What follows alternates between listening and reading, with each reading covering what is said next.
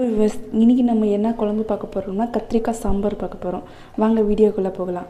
First ஒரு spoon எண்ணெய் ஊற்றிக்கோங்க. 1 ஸ்பூன் 2 ஸ்பூன் ஊற்றிக்கோங்க. அப்புறம் வெங்காயம் தக்காளி ரெண்டையுமே ஒன்றா போட்டுருங்க.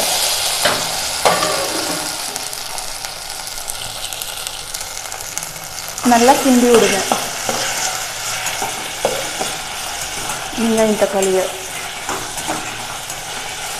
நான் வெங்காயத்தை சின்ன சின்ன சைஸாகவும் போடுறேன், பெரிய பெரிய சைஸாகவும் போட்டிருக்கேன். சின்ன வெங்காயத்தை அப்படியே ஒரு பெரிய சைஸாகவும் போட்டிருக்கேன்.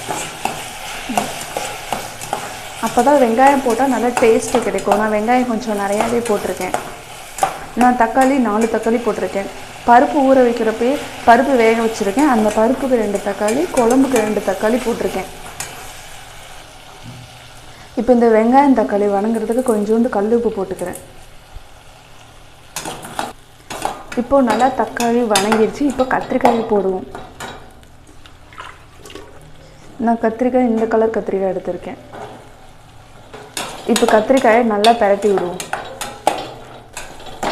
கத்திரிக்காயை ரொம்ப நேரம் வணக்கக்கூடாது. ஒரு 2 நிமிஷம் மட்டும்தான் வணக்கணும். இந்த வெங்காயம் தக்காளி அந்த கத்திரிக்காயில் சாடுற அளவுக்கு தான் வணக்கணும். ரொம்ப நேரம் வணக்கினா காய் வதக்குன்னு போயிடும். அதனால் கத்திரிக்காய் மட்டும் ரொம்ப நேரம் வதக்கக்கூடாது.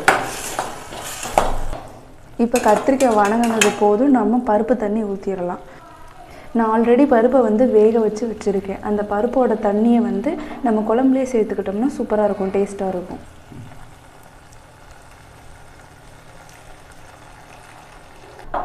அடுத்து நம்ம குழம்புக்கு தேவையான மிளகாப்பொடியெல்லாம் போடுவோம். 1/2 ஸ்பூன் மஞ்சத்தூள். நான் சாம்பார் பொடி போடுறேன், 2 ஸ்பூன் போடுறேன். தூள் 1 ஸ்பூன் போடுறேன். அவ்வளோதான். இப்போ இது கிண்டி விட்டுருங்க.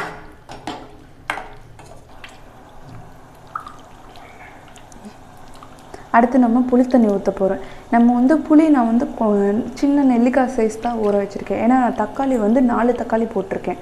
அதனால் நெல்லிக்காய் சைஸ் தான், சின்ன நெல்லிக்காய் சைஸ் தான் புளி ஊற வச்சுருக்கேன். ஏன்னா நம்மளுக்கு அந்த புளி டேஸ்ட்டை லைட்டாக கொடுத்தா போதும். நம்மளுக்கு தக்காளி ஆல்ரெடி நம்ம நிறைய ஊற வச்சுருக்கோம். இப்போ பாருங்க, குழம்பு கொதிக்க ஆரம்பிச்சிருச்சு. நம்ம புளி ஊற்றியாச்சு. அடுத்து நான் பருப்பு ஊற்ற போகிறேன். பருப்பு நல்லா நான் பருப்பு மத்து வச்சு நல்லா கடைஞ்சி விட்டுருக்கேன். உங்கள்கிட்ட பருப்பு மத்து இல்லைன்னா குழம்பு ஊற்றுற கரண்டி இருக்கும். அந்த கரண்டியில் நல்லா இப்படி ஒரு சுற்றுனீங்கன்னா நல்லா பருப்பு நல்லா குழஞ்சிருக்கிறதுனால நல்லா கடைஞ்சிரும். நல்லா ஒரு 4-5 விசில் விடுங்க. அப்போ தான் பருப்பு நல்லா குழஞ்சி வேகும். நல்லா ஊற்றிடலாம்.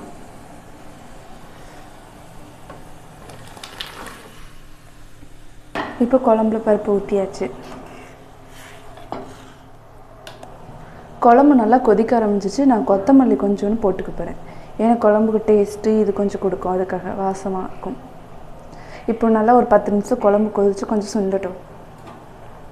குழம்புக்கு நம்ம உப்பு காரம் எல்லாம் கரெக்டாக இருக்கான்னு ஒருக்க பார்த்துக்கலாம். நம்மளுக்கு குழம்புக்கு கொஞ்சம் உப்பு பத்தாமல் இருக்குது, கொஞ்சம் மட்டும் உப்பு போட்டுக்கலாம். அவ்வளோதான். இப்போ இதை மூடி வச்சிடலாம். ஒரு 10 நிமிஷம் கழிச்சு பார்க்க போகிறோம். இப்போ நம்ம குழம்பு இறக்கி வச்சிட்டோம். நீங்களே பாருங்கள் எவ்வளோ சூப்பராக இருக்குது பருப்பு சாம்பார். இப்போ அந்த குழம்புக்கு நான் தாளிப்பு போட போகிறேன். இப்போ நான் எண்ணெய் ஒரு 3 ஸ்பூன் ஊற்றிக்க போகிறேன். ஏன்னா நான் ஆல்ரெடி ஒரு 2 ஸ்பூன் குழம்பு இது பண்ணுறப்ப வெங்காயம் தக்காளி வணங்குறதுக்காக ஊற்றினேன். நான் ஒரு 3 ஸ்பூன் எண்ணெய் ஊற்றிருக்கேன். இப்போ கடுகு கொஞ்சம் போட போகிறேன். ஜீரகம் போட்டிருக்கேன், ஒரு பிஞ்ச் அளவு ஜீரகம். கடுகு நல்லா பொரிய ஆரம்பிச்சிருச்சு. கடுகு நல்லா பொரிஞ்சிச்சு. நான் கருவேப்பிலை போட போகிறேன். இப்போ இந்த தாளிப்பு எடுத்து நான் குழம்புல கொட்டிட போகிறேன். இப்போ பாருங்கள் குழம்பு எவ்வளோ வாசமாக இருக்குது.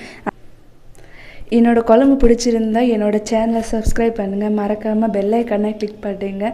நம்ம சேனலில் புதுசாக குழம்பு நிறைய வெரைட்டியாக சமைச்சு போட போகிறேன். நீங்கள் என்னோடய சேனல் சப்ஸ்கிரைப் பண்ணால் தான் அதை புதுசாக பார்க்க முடியும். நீங்கள் தேங்க்யூ மக்களே. என்னோடய குழம்பு பிடிச்சிருந்தா கமெண்ட் பண்ணுங்கள்.